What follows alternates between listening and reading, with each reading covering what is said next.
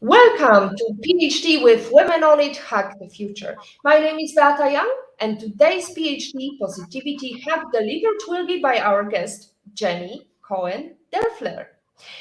Episode 48 starts here. Let me remind you, this is a grassroots community that focuses on women on IT, an inclusive forum of women in technology, startups, and female leaders who are supported by men as well. And I bring heart to that hustle because empathy is my mojo, and empathy is critical when you are building a global medical startup. The problem is simple. When you're in Sakwarstan or even closer to home in where-mania and you're feeling a bit under the water, how can you find a doctor who speaks your language? Thinking ahead with this traveler's dilemma led Jenny Cohen Derfler to create AirDoctor, an app enabling medical appointments to be scheduled across no fewer than 61 countries using a platform built in 6 languages. Forget the unicorn, the demand for medicine may take and make AirDoctor a decacorn as we travel again post COVID-19. Join us as we discuss topics and tips on building a global medical startup and get to know more about Jenny Cohen Derfler and how her 20-year career with Intel led her to her startup decade first with ElectRoad and now AirDoctor. Jenny, let's start with the question where in the world you are, because I know you've been traveling and globe-trotting quite a lot. That's true. And Beate, thank you for having me here. And the great introduction. You describe what I am and I do, I think, better than me. So thank you very much. I am sitting now in Jerusalem, near Jerusalem in Israel. My home is in the forest of the Jerusalem Hills, in the Jerusalem Hills. And I'm talking from here, but I travel a lot, as you said.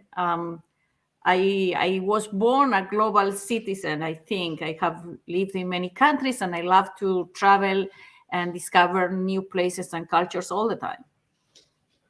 So we are mainly focusing on building global medical startup, but maybe you could tell me what was the mindset? Because I think the fact that you were not born in Jerusalem also opened your eyes a bit. Can you tell us about that? Yes, actually, I was born in Uruguay, in South America, and I lived my childhood there. But very young, I moved to Buenos Aires, to Argentine, for a few years, working with young people over there, and from there I moved to Israel, where I started my career in the education arena, different, not technology at the beginning. For the first years, I worked with young people, street corner leaders. So I was working with kids really in the streets that they have social problems. And at a certain point, I joined Intel. And from there, I have a very long career with Intel, like almost 20 years. And with Intel, I also moved a lot. I lived 4 years in California, in Santa Clara. It's close to San Francisco. And I came back to Israel to start a manufacturing facility here. So overall, all the way in my life, I was going and living in different places where with different cultures and different histories, and was everything about adjusting and understanding what is the local culture, and trying to build yourself within that environment. So, in other words, you have a global mindset, but also you are building a global startup from day one. What does it mean? Yes, it's interesting. There is something called born global. There are startups that they were born global from day one, and there are many companies that they start local. They develop a product. The product is successful locally, and then they go international, and then they develop the international phase of and you can Facebook started in a place and then develop from there. But we started, because the nature of our business, we started as a global company. So from day one, we had to recruit and find doctors all around the world. So we were going to countries one after the other, meeting local doctors and asking them, offering them to join us. So from day one, same thing like Uber or Spotify, there are a few companies that are born global. Now, if you think about that, in order to do something like this, you need a team that also can do something like that. That the team itself is people, first of all, diverse people, people with different backgrounds, people that speak different languages, people that can connect with people from different backgrounds. So from day one, I built a team for AirDoctor that includes really we have people from Portugal, from Brazil, from Argentina, from Germany, from Russia, from everywhere. I think in our team we have, I don't know, I didn't never count it, but so many countries. So we have got quite a team as well behind us. We have people watching us all over the world as well. Who are you? We've got Agata who commented. Anybody else? So tell us where you are watching us from. It's just curiosity kills the cat. It's important to be global. We are a global community of women in technology and startups, and we want you to succeed. We want to know where you are in the world. So building that global mindset was very important for your startup career. It's also quite nice to be able to travel. But what happened during pandemic? Okay, the pandemic was a challenge, but everything that is difficult or can be perceived as a bad thing can become a good thing depending what you do with it. So what actually happened, people stopped traveling, so we didn't have end users. But our company is a B2B2C company, which means in the business world, we get our clients, end users, through other companies. So we work with insurance companies, we work with OTAs, travel agencies, hospitality, and so on. And during the COVID time, many big business and companies understood that people will travel. When the people will travel again, and people are traveling again, they will want to have a medical solution, very fast, available.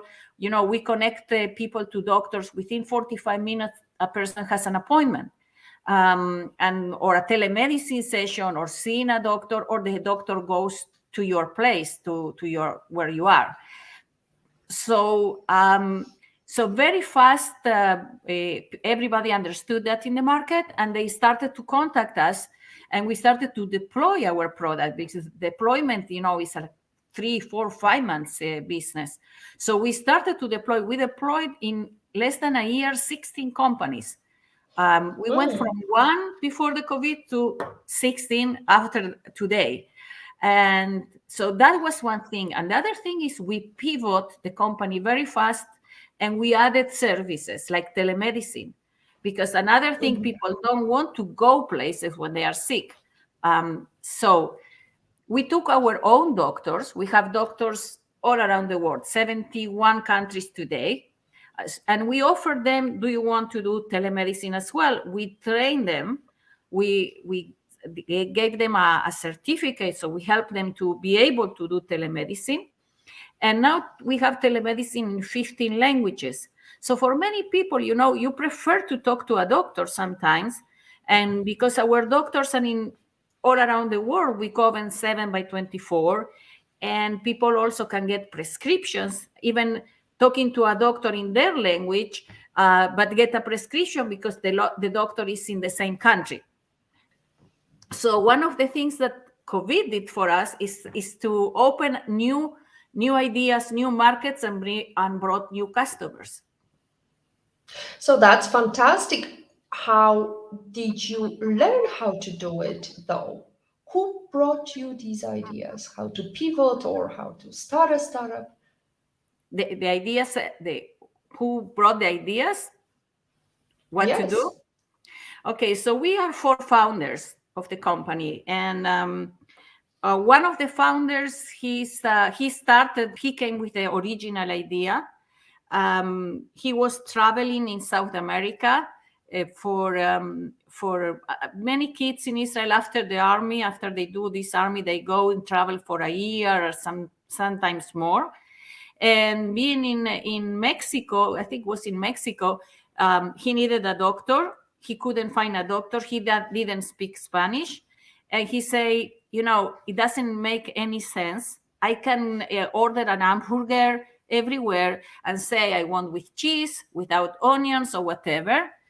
But when I need to find a doctor, I cannot do it. I cannot find a doctor online.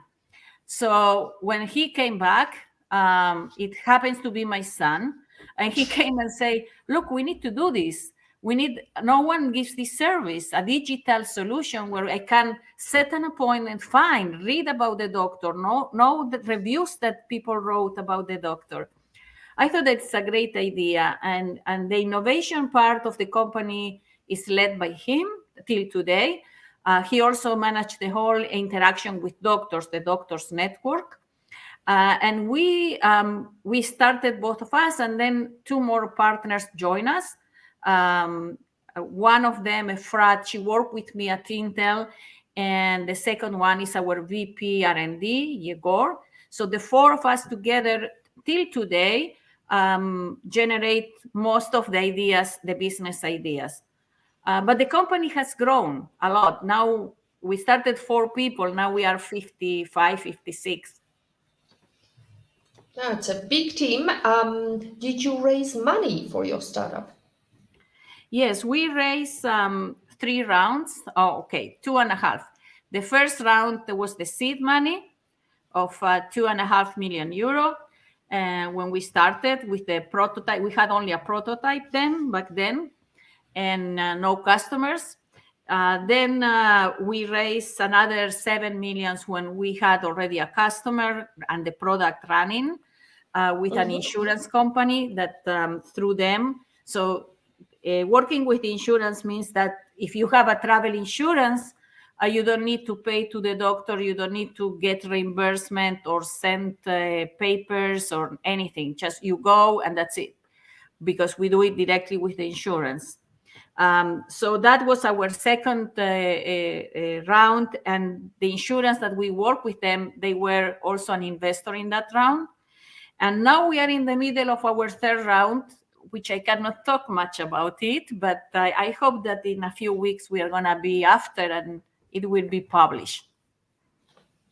Fantastic, keeping my fingers crossed.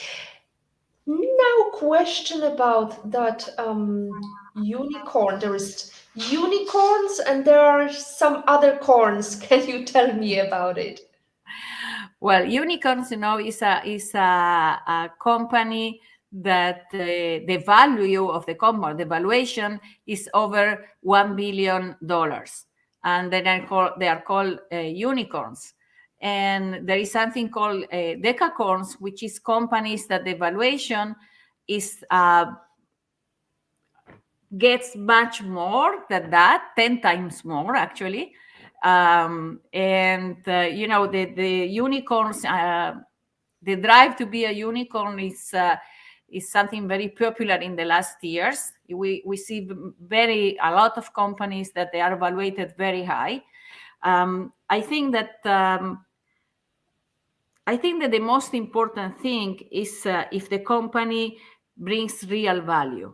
Because if the company doesn't bring real value, so that high valuations is like a balloon that will explode eventually. I do think that our company has the potential to be there someday, and not so far away, I hope. Now, the question is because I was wondering, as a startup mentor and startup founder myself, I was wondering whether you would qualify more as an Insurtech or is it Medtech? Which sphere do you lie into? That is a very interesting question, Beta, because we are in the intersection in between travel tech, insure tech, and health tech. And we are in the intersection because what we do is a digital solution for travelers, and that's the travel solution. We work with travel agencies and so and so, but a lot for insurers because we bring a huge cost benefit to insurers. And also we work with doctors, which are the providers of our services. So we are really in the intersection in between the three, which is good for us because open more possibilities and opportunities. Absolutely. Question about how did you launch and how did you approach these doctors? Because I think it's very hermetic kind of sect of people who are too busy to really be bothered with Oh my God, yes. getting approached by startups, right? Yes, yes, yes. It's exactly like that. It's very difficult. So, look, some recommendation I have to everyone that wants to start something or build a startup, you need to do it yourself first. First, you need to do it and try to understand what are the problems and, and experience. And through that experience, you can build the best way or methods to be successful. So when we started, my partner and me, we both went to Greece. We were living in Israel, but our first country was Greece. And we say we were going to recruit the doctors there. And one of the things we understood and we went door by door, how you say, to everybody. And then we started to understand what the problems are. First, why the doctor will work with you. What is the benefit we bring to the doctors? We understood small things like in Greece, for instance, the letters are not the same Latin letters. And when we were looking, we had the address, we got to the address and there is a building and there is names and we couldn't read the names to know where the doctor is and where to ring, So we understood a lot of things that we need to put a sign or something with a name. We understood that we need to give very clear directions to the user to know how to arrive. We understood that the doctors need to have Wi-Fi in their office, otherwise they cannot work. We are an online service. All those insights happen because we were doing it ourselves. And we understood that the best is doctor recommends other doctors. We gave them incentives to do so. And all this knowledge and experience was wrapped in a methodology that we built after that, having other people doing that, not us all the time. So we develop methods for each country. In each country, we recruit the doctors in a different way. Sometimes we go through embassies that help us to connect. Sometimes we go through a local representative that she or he hired and knows the medical community. But we track very closely who are the doctors. We know them. We have their bank account. We pay them in 5 days. So they are very happy with us because we bring a private client and we pay in 5 days. So, it's an additional source of income for them. So it's a win-win solution. Fantastic. We've got Agata Bellon commented. Thank you, Agata. I'm sorry I was so busy with all the previous questions I had in my head. So Agata is saying, hello, ladies.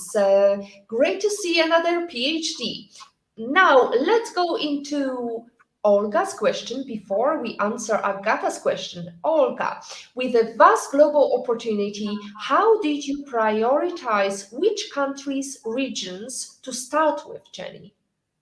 So that's a great question because really was one of the first questions we asked ourselves.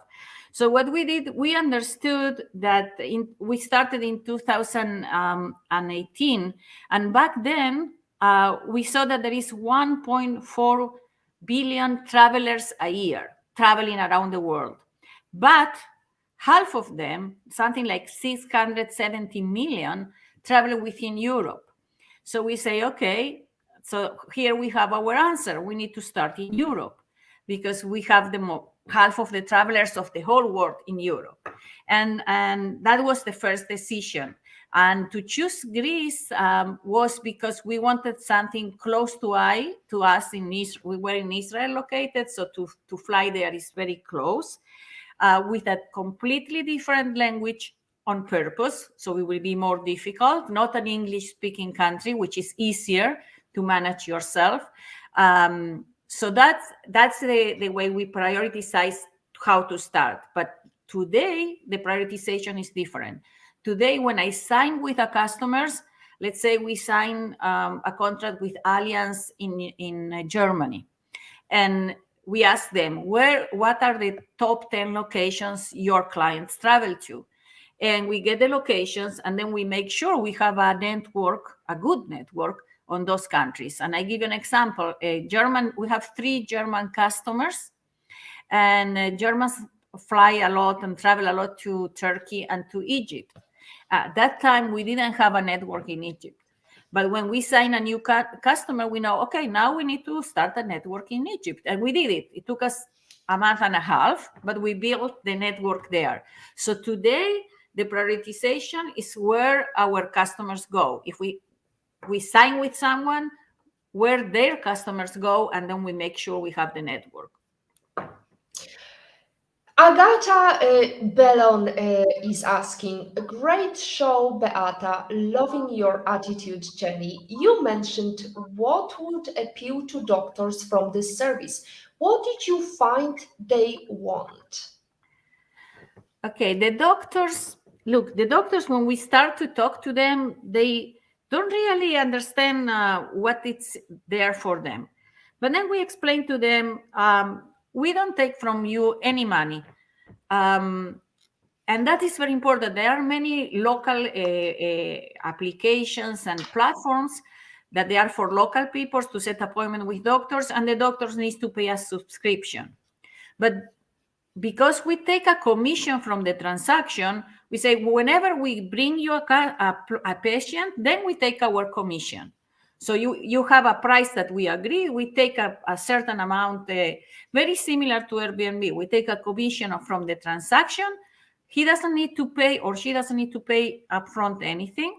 We bring a private client that usually wouldn't have seen this doctor because the travelers don't know. I mean, if I need a gynecologist and I'm in Malta, for instance, I don't know where to go. So I will go to a hospital, let's say. And the doctors are very happy because we bring a private client. We pay very fast. They get reviews. They get the digital presence in the internet. So it's a very attractive solution for them and a very attractive place to be. Let me follow up on this question. There are some local solutions already. How do you go around that? For example, in Poland, we have got a platform with doctors and doctors being assessed. How do you go around that? Actually, there are solutions, but they are similar, but they are different. The similarity is that it's a digital solution that you can set an appointment with a doctor through that solution. The difference is that this solution is built for locals. It's with a local insurance, that your health insurance is with the local doctors. For instance, Doctolib in France is for French people. Doc Planner in Poland, or Dr. Alia in Spain, there are things that they are similar in the concept, that you find a doctor and you set an appointment. The difference here that what we are doing is connecting travelers with doctors all around the world. So the traveler doesn't know the local and cannot use many times the local doctors because you need to be associated with some kind of health system. So when you are traveling, you need to find by yourself a doctor, and you don't have that prerogative. Even if you want to use Doctolib, I won't be able to use it because I need to know French. Those platforms usually are in the local language. So in our platform, people can choose the language. You can find it in several languages, and it's built from day one for travelers, meaning that we work with insurance, and the insurance can direct you to us directly. Patrick is making another comment. Phenomenal attention to detail from Jenny Cohen Derfler. There is a clinical focus with surgical precision to AirDoctor, he says. That's very pithy remark, Patrick. Were there any big problems you encountered building the network in specific regions or countries? I can tell you, I can give an example where till today we don't have the best network, is Japan. For instance, Japan, we try everything, but in Japan, when you go to a doctor or wherever, you need to pay with cash. And all our agreements with the doctor is that we pay remotely. The user goes, get the service, they don't need to pay the doctors, we pay the doctors, okay? So the user or the insurer or the pay us. Now in Japan, they don't accept any remote payment. We work with Pioneer, we work with the banks, transfer, anything, nothing. They don't accept. We couldn't convince them, and doesn't exist. So you have an ATM next to the doctor office, and they will tell you, go to the ATM, get some cash. They don't accept even credit cards. So that's very difficult for us. And till today, we are trying to work through local chains there and build some service. So we have some success, but I wouldn't say that is enough. Interesting. That reminds me of problem in Malta. Apparently, you can pay with a credit card, but usually preference goes to paying with cash. Let's go into question from In Love and in Pain. And let me just tell you, Jenny, don't worry, she's not in pain. She's just, this is her nickname, and she's been with us for a long, long time. So she's definitely good in soul and spirit and body. Hi, Beat and Jenny. Hello, and In Love and in Pain. Lovely to see you. Just wanted to know what inspires you to build AirDoctor. Okay, I will say first that if you are in pain, you always can use their doctor. We will help you. But now, seriously, the inspiration is mostly our own experience. Being a traveler myself a lot, and being in other countries and sick, it happened me a few times in my life. Twice to me and one to one of my children, that they were sick. And then the stress you go through in trying to find medical assistance, and if you end in a hospital, many times it's a horrible experience, because you don't know the language. I was in Budapest and I needed a gastroenterologist because I knew what the problem is. And I went to the Google, I tried to find a doctor, and everything I was in Hungarian, and the only things in English were saying, okay, if you are a traveler, go to the hospital because you don't have any other way to find a doctor. And I went to the receptionist in the hotel, and I got she said, I will bring you a doctor, because they have agreements like that. And then came a young guy doctor. I wasn't sure how proficient he is. I didn't know who he is. So basically, doing a long story short, after having a few traumatic experiences, I decided that we need to do something. This is a real need. It's a real need for people, that people travel more and more, except for the COVID. But then, people like today travel more than ever in the past 20 years. And it's required to have a place where you can find good medical assistance. So that was what inspires me, actually, my own experience. Beautiful to know that you had experience that inspired you. I wanted to ask you about what you said about your main gift being a curse. Uh, is my curiosity. It's a gift and a curse. Can you tell me why is it a curse? I didn't understand your question with what is a gift or a curse. My main gift and curse are my curiosity. Ah, okay. Oh, you read that in an article. I said that. Yes, There you it's go. well, it's very easy to explain what is a gift, why is a gift. Because I am so curious about things. I want to understand always. I want to understand how things work. So, over my career in technology, every time that someone told me that something is impossible, I say, no, no, no. How does this work? And I will ask questions and more questions. I want to understand how the things happen, how this machine operates, how this. So, what is the chemistry of this problem or whatever? And always that curiosity to understand more, to know more. Helped me a lot in my career to develop, to be successful. And the curse part is because sometimes when you are so curious that you want to understand something, you defocus. If you realize people that they are very high, very one-sided of things and very narrow, but they go deep, many times can get very, very far away. When you are looking at everything, you want to understand, you want to, I like to paint a little bit, and I want to play an instrument a little bit, and I want to dance a little bit, and so that is the part that occurs in some way. Hmm. So, question, how do you keep yourself on the track, not having too many windows or tabs on your browser open and focus on delivering great product? I am very results oriented. I measure everything I do or other people do by the results, not by the intention or not by the amount of effort put in the work. What is important for me is what came out from my effort or my time or my resources. So I can be very focused on something, and what I finish, I can be very open to do something else.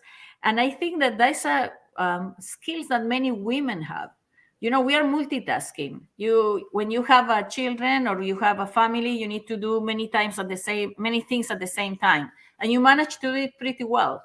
So I always felt that they can do more than walk and chew gum at the same time and be very successful in both. So I think that is coming from there, that the ability to focus, finish something, and then move to the next thing. Beautiful. I'm very results oriented. I love this quote. Jenny, next question. We know that today, I think, hiding under the under the bushmill or somewhere there is Dr. Julie, and Dr. Julie probably would ask you, "How do I join your network, Jenny?" Okay, so to all doctors that are listening to this, you are invited to join. If you go to our webpage, which is air-dr.com, you will see that there's a doctor's page. You can go to the doctor's page, and there you can register yourself, and someone from our team will contact you and make the all the required questions. We will need to have your license and documentation proving who you are and what you know. But it's today we have a lot of doctors joining us and coming to us. At the beginning, we look for the doctors. Now the situation is reversing, which is good for us.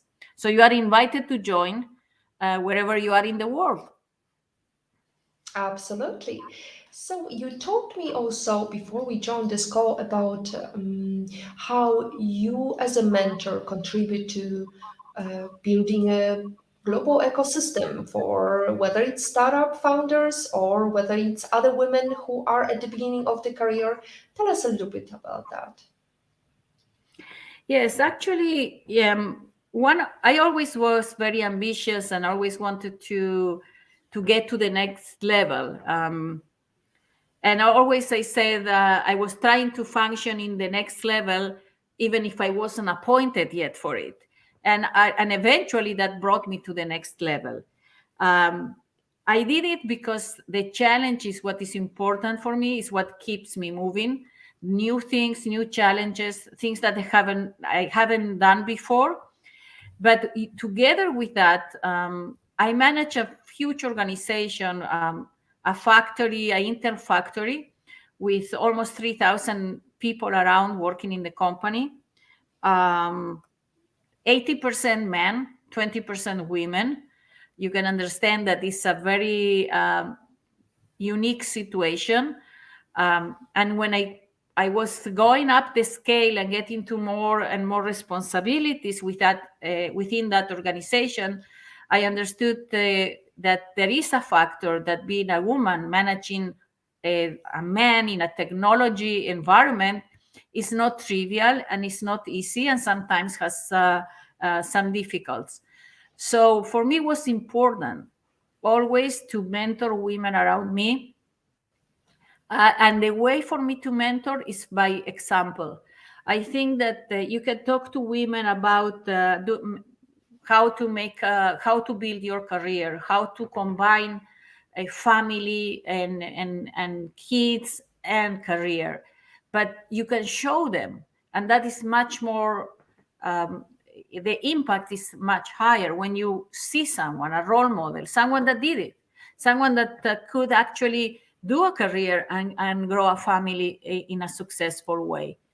Unfortunately, I lost my husband to terror when my kids were pretty young. He was young too, but was a very sad situation. And I found myself in the middle of my career with two young kids, one 9, one 14, being a single mom now and how to continue. And I think that the ability to combine family, to be for them when they needed me, but together with that being very efficient in my work environment, helped me a lot. Together with that, all the women around me, they saw that. They saw how I do it. And I am being an example is the way that you influence society more than anything. Beautiful. I love this beautiful story of yours. Living in a startup nation comes with things like terror attacks, so it's quite difficult times. How did you cope with that? You had a big career, and all of a sudden, your life went into a turmoil. Well, the things with terror is that it's a sudden thing. It's a sudden thing that from now to the next moment, a person disappears from your life. And first of all, the Israeli society is very, extremely supportive. People at my at work at Inter were with me all the way through and supporting and helping, and the schools and the neighbors and everybody else. So that helps a lot. Together, you become more effective. For instance, I realized that I cannot do everything, so I need to pay for services. I need to buy food more often ready. I need to order food through the internet or through the phone and not go to the supermarket and spend 1 hour and a half there because I have the kids at home and I prefer to spend that time with them. I need to hire help to clean, to do the laundry, to do. So you pay for help that allows you to free time to be with your kids and to spend whenever they need you to be there. Um, I see Were that you at? economically speaking is a long-term investment. I'm investing Uh, money now to keep my career going, and at the same time keep the family going. Fantastic story. Thank you very much, Jenny, for sharing that with us. I was wondering how you evaluated your startup. Have you had some experience working with another startup before? Yes, I actually, after I left Intel, I wanted to. Intel was a big, it's a corporate, it's a different kind of work environment, and I was looking for a new challenge. I joined a Better Place, which was a startup in the area of electrical cars, and I worked for Better Place for a year and a half. I learned a lot there. It was the best school ever on how to raise money, how to work with investors, how to create something new. And when I left Better Place, I started my own startup with other two founders, developing a technology that actually, through induction, charges the batteries of buses. And is wireless. The wires are on the asphalt, on the floor. So we started that company, which is still running. And after 3 years there, I decided this idea of AirDoctor came to my table.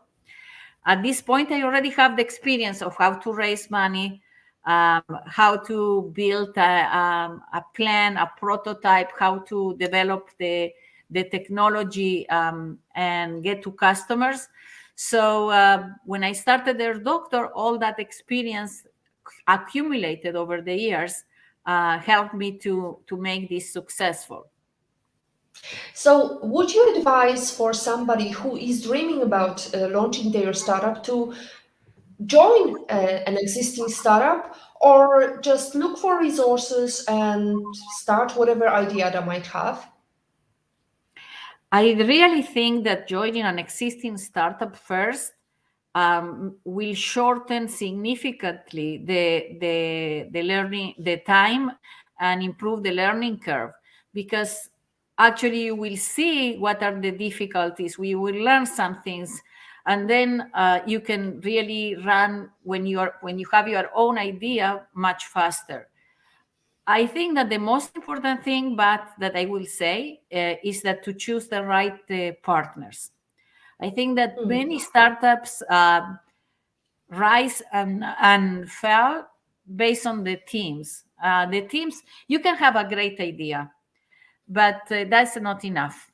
That's not enough to be successful, because what if your idea is so or there are difficulties or corona like happened to us, you need to be able to change, and a good team, a good partners, they will found together the ways to change, to adapt, to adjust.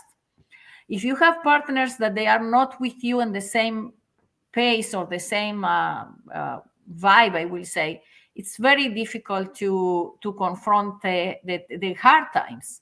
So I think that choosing the right people that complement you and that they are different, but they are with you in your approach and your desires is the most important thing when you start a startup. Very useful remark. We've got Agata Bellon sitting and waiting. Sorry, Agata, for ignoring your very vital question. Agata is asking, great show. Is your network just general practitioner doctors or also specialists and dentists, Jenny? Well, actually, there are 5 specialties that usually travelers need the most. One is GPs, general practitioners. The second is pediatricians. Then we need and we have dentists is the third one, orthopedic doctors, and gynecologists. Those 5, in order to launch a country and to say that we have a network in the country, we need to make sure we have those 5 with enough doctor in each one in all the tourist locations, all the travelers locations. So only when we cover those 5 in all those places, we say that we launch a country. Now, in addition to those while we are looking for them, we find other doctors that want to join. We have ENTs, we have dermatologists, we have other doctors and specialties. But those are the 5 basic one that is the core. Beautiful answer. Thank you very much. It's interesting how you develop your network, focusing on certain areas, including pediatricians, because every majority of people travel with their shouting little kids or very timid ones. Like Marianne's Madera's little niece or nephew. We have a question from her.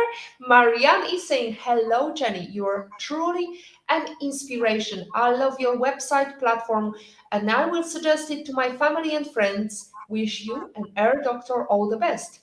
So, knowing Marianne, my question would be, are you already in Philippines? In the Philippines, we have some doctors, but we don't say that it's one of the countries that we have a network, a full network, because we don't have enough. So, Marianne, if you have doctors or your own doctors, just please suggest them to join AirDoctor. We actually want to grow in the Philippines. It's becoming a very attractive location for tourism.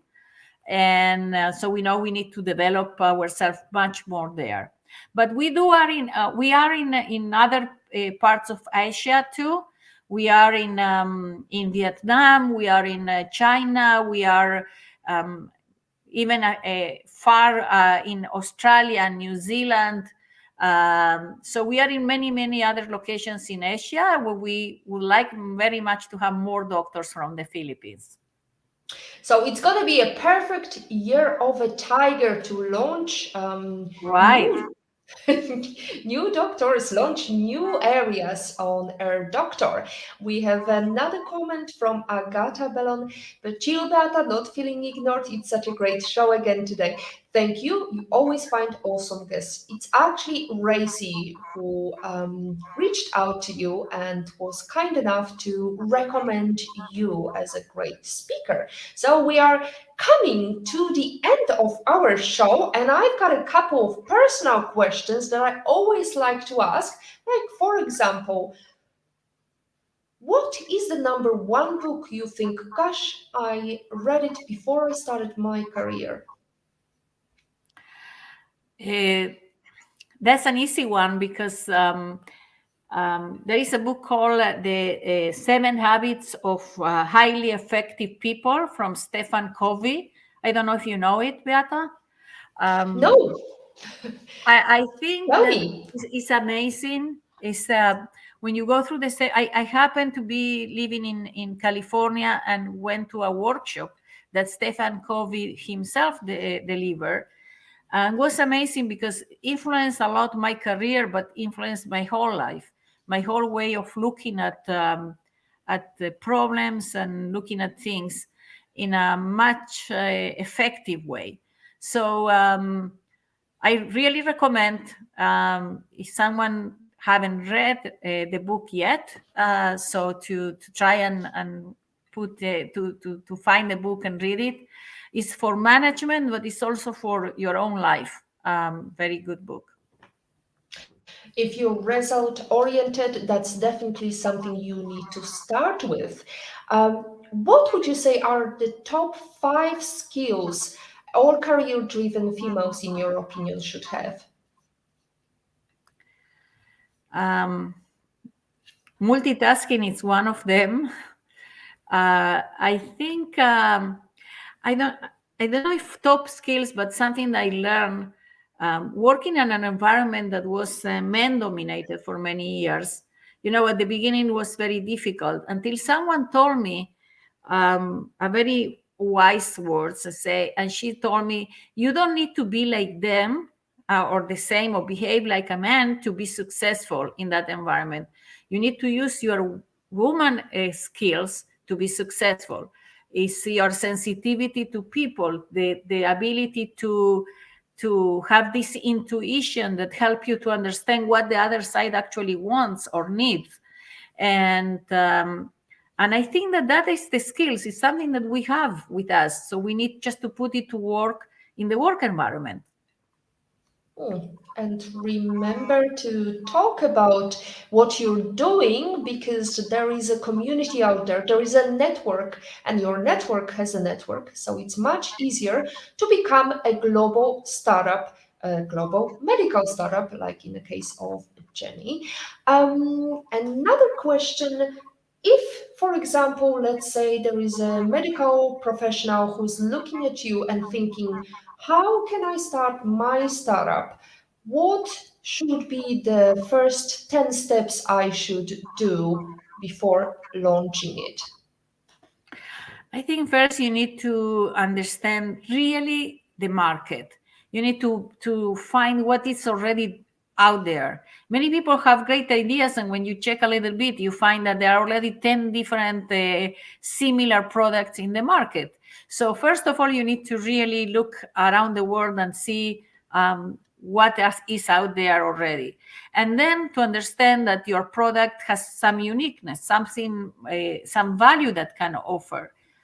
That's the second thing. But I think that not less important is to do a real financial analysis and understand that you can generate enough revenue from your product to keep growing. So even if the revenue will take 10 years, but there is a market and there is a business model, which is a clear business model, how you get to profitability at a certain point. And I think that that's the first steps. And then you need to build a team, the right team with the right abilities. Many times when you are a startup, you don't have much resources or much money. So you need to think very carefully, who are you going to hire at the beginning? And that is the minimum required to do something successful. So I will think that the steps are more or less about market, right business model, right team. I will add one more. A good lawyer. Yes. A good lawyer. A good lawyer from the beginning. He agreed to work without payment for a year and a half, without payment for a year and a half, because he believed in us. And, it's a lot of things you need to do when you start a new company, legally speaking. So that's another important one. That's another important one. Hopefully, you can offer some shares in exchange for free of charge help. We've got a comment from Mary. Hi, Beata, great show. Jenny, the idea behind AirDoctor is genius. Mary, thank you so much for your kind words. We really appreciate you chipping in at the last minute. Now, Thank you, Mary. Thank you. Let's ask you about your life lesson quote and how did it change you? Well, it's something that I got from my mentor, was actually my manager at Intel for many, many years. A great manager. I always say that it's like the fakir. I learned with him to be very strong and very results oriented. And he would always say something that I really took to myself. You need to you wake up in the morning, and the first thing you do, you look at yourself in the mirror, and you need to like what you are seeing there.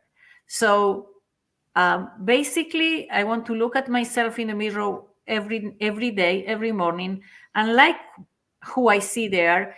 So I need to behave and build my life, my company, my work environment in the way that I think that is right, with integrity, doing the right things, even if they are not popular many times, or they don't, and not always are the best business decision, but it's the right decision. So I do believe that is my quote. That's beautiful mantra, very useful if you are joining us next week for Break the Chain of Dieting with Dr. Medansky, David Medansky. We are going to be again live next week at 6 p.m. CET. Wherever in the world you are, join us and listen to self-acceptance speech from Dr. David. But stay with us, bear with us, because we've got a last question to ask, Jenny.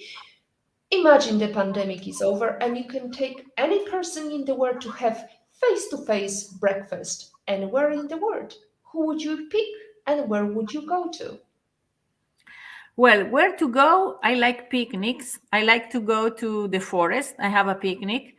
And I think I will invite one of the customers that we really save them. And there are some cases like that. And just sit with them and talk about their experience. Which customer it is, if we can Usually, mention? yes, there is. I have something in mind. There is a mother with a baby that she was in Netherlands. The baby was like very high fever. She was desperate, and we were with her for a few days, helping her all the way through. And I think that the experience of, I think that there's nothing more fulfilling than helping other person that you don't even know, and it's in the other side of the world. So that's my person. That's your person, and that speaks lots of volumes of your empathy. So, empathy is also your motto, I can tell. How difficult it was for you to work during the pandemic? I mean, speaking about empathy. Well, it's very difficult because you don't meet with the people. A lot was through Zoom, but amazingly, we signed contracts with customers that we never met. Something that you wouldn't think before you can do it, and we did it during the pandemic. But still, feels very very good now to go to the office and meet with the people, and now I am traveling again. I was in Germany, I was in London, I was in US, and to meet the people and do things directly is another story. It's human relations always much more fulfilling. Much more fulfilling is to be connected with people, to have these human relations. And that's it for episode 48 of PhD Positivity Hacks delivered by our lovely guest, Jenny Cohen Derfler. To stay updated and ensure you never miss a positivity hack delivered, follow Women on It and turn on notifications to be alerted once a video has been released. Jenny, we wish you all the success. We are going to be in touch, recommending some doctors shortly. Thank And you very much. finally, Thank you very thank much, you. Beata. Thank you for having me here.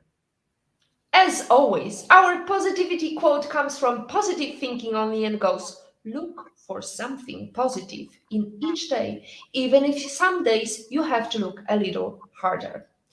If you don't like something, change it. If you can't change it, change your attitude, as Maya Angelou says. Today is your day to hug the future, hug the positivity you want.